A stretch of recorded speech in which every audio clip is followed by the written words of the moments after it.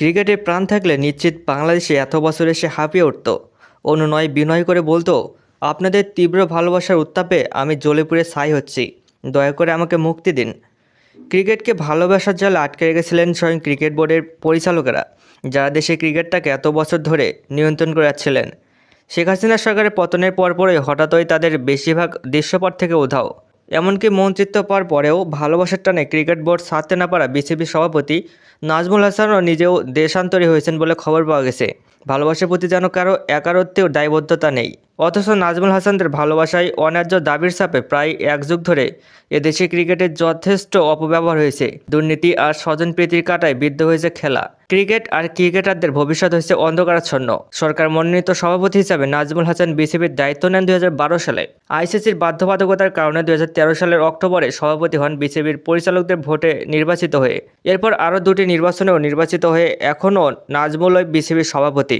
অবশ্য বিসিবি নির্বাচনের প্লটটাই এমনভাবে সাজানো থাকে যে নির্বাচিত হয়ে আসা পরিচালকদের বেশিরভাগ হন সমমনা। তাদের ভোটে সভাপতি নির্বাচনটা অনেকটা নিয়ম রক্ষার। তাছাড়া প্রয়াত রাষ্ট্রপতি জিল্লুর রহমানের পুত্র নাজমুল হাসান পাপন পারিবারিকভাবে সাবেক প্রধানমন্ত্রী শেখ হাসিনার ঘনিষ্ঠ। বিসিবি পরিচালনা পরিষদে সভাপতি হতে সাহস করে তার বিপক্ষে দাঁড়াবার চিন্তা কেউ কখনোই করেনি। আর একচ্ছত্র আধিপত্য পেলে যা হয় আর কি। নাজমুল তার অযাচিত ভালোবাসার জোয়ারে ভাসিয়ে দিয়েছেন দেশে ক্রিকেটকে। একটা দেশে ক্রিকেটের শিকড় হলো ঘরোয়া ক্রিকেট। বাংলাদেশ যেটাকে একরকম ধ্বংসই করে দিয়েছে। প্রায় 12 বছর ধরে বিসিবির সভাপতি নাজমুল হাসান ও তার পরিষদ নানান বিতর্ক লেপ্টে থাকা ফ্র্যাঞ্চাইজি লিগ বিপিএল আজ পর্যন্ত পায়নি পেশাদার কাঠামো। বাংলাদেশের প্রথম শ্রেণী ক্রিকেটারদের মান যে এখনও অন্যান্য দেশের তুলনায় অনেকটা পিছিয়ে, তার প্রমাণ টেস্টে হতাশাজনক পারফরমেন্স। আর ঢাকা লিগের কথা যদি বলেন, সেটাকে বানিয়ে ফেলছে বিসিবি ভোটের রাজনীতির অন্যতম হাতিয়ার। 2014 সালে তৃতীয় বিভাগ বাছাই ক্রিকেটের এন্ট্রি ফি 1 লাখ টাকা থেকে 1 লাফে 5 লাখ টাকা করে ঢাকা লিগের গোড়াটায় পৌঁছে ফেলছেন তিনি। প্রতি মৌসুমে তৃতীয় বিভাগ বাছাই ক্রিকেট খেলত একাডেমি পর্যায়ের 50 থেকে 60টি দল। 1200 উঠতি ক্রিকেটারদের সুযোগ পেত প্রতিবার প্রথম স্ফুলিঙ্গ দেখানোর। এক স্কুল ক্রিকেট ছাড়া এত নবীন ক্রিকেটারদের একসঙ্গে প্রতিদ্বন্দ্বিতা করার আর কোনো প্ল্যাটফর্ম বাংলাদেশে আগেও ছিল না, এখনও নেই। স্তরভিত্তিক বাছাই ক্রিকেটে বাড়ানো হয়েছে এন্ট্রি ফি। একটা টুর্নামেন্টে বেশি ক্রিকেটারদের অংশগ্রহণ মানেই বেশি বেশি প্রতিভা উঠে আসার সম্ভাবনা। কিন্তু এন্ট্রি ফি 5 লাখ টাকা করার পর দেখা গেল কোনো একাডেমির দলই আর তৃতীয় বিভাগ বাছাইয়ের অংশ নিচ্ছে না। পাড়া মহল্লা ভিত্তিক এসব দলের অনেকেই সারা বছরের বাজেটে যে 5 লাখ টাকায় বেশি ছিল না। এ দলগুলো ছেড়ে ফেলা আরও নিশ্চিত করতে একরকম নিয়ম করা হয়। সত্য দেওয়া হলো, সমাজ কল্যাণ অধিদপ্তরে নিবন্ধন ছাড়া কোনো একাডেমি বা ক্লাব তৃতীয় বিভাগ বাছাই অংশ নিতে পারবে না।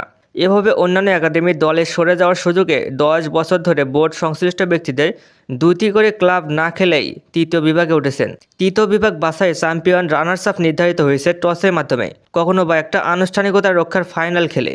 একাডেমিগুলোর প্রতিযোগিতামূলক ক্রিকেট বন্ধ হয়ে যাওয়ায় অনেক উঠতি ক্রিকেটার হয়ে ওঠার সামর্থ্য দেখাতে সুযোগ পাননি, ফলে অকালে হারিয়ে গেছে। জেলা ও বিভাগের কাউন্সিলররা রাজনৈতিক বিবেচনায় আসেন বলে তাদের ভোট ক্ষমতাসীনদের পক্ষে থাকে। বিসিবির নির্বাচনে মূল তারতম্যতা তাই গড়ে দিতে পারতেন ক্লাব কাউন্সিলররা। প্রায় সব ক্লাবকেই নিজেদের ছায়াতলে নিয়ে আসার উদ্দেশ্যে হাসিল হওয়ার পরেই অবশ্য সবাইকে সমান কাউন্সিলরশিপ দেওয়ার নিয়ম হয়। নইলে 2022 সালের আগ পর্যন্ত প্রিমিয়ার লিগ থেকে শীর্ষ 6 দল পেত 2টি করে কাউন্সিলরশিপ, অন্য দলগুলো একটা করে। এভাবে ঢাকার অন্যান্য লিগেও কাউন্সিলরশিপ নির্ধারিত ছিল। ভোট নিশ্চিত রাখতে নিজেদের ক্লাবগুলোকে পয়েন্ট তালিকার উপরের দিকে রাখাটা জরুরি ছিল তখন। ঢাকার ক্রিকেটে পাতানো ম্যাচ এবং পক্ষপাতমূলক আম্পায়ারিংয়ের অভিযোগও রয়েছে বিসিবির বিরুদ্ধে। নাজমুল হাসানের বোর্ড সে নিয়ন্ত্রণ নিতে গিয়ে ঢাকার ক্রিকেটে ছড়িয়েছে পক্ষপাতমূলক আম্পায়ারিংয়ের বেশ বাষ্প। ক্রিকেটাররা মাঠে যতই শিরোপা যাওয়ার জন্য খেলুক না কেন, মাঠের বাইরে তাদের দিয়ে খেলানো হতো আসলে ক্ষমতার খেলা, ভালোবাসার ক্রিকেটে নিজের অজেয় রাখার ক্ষমতা।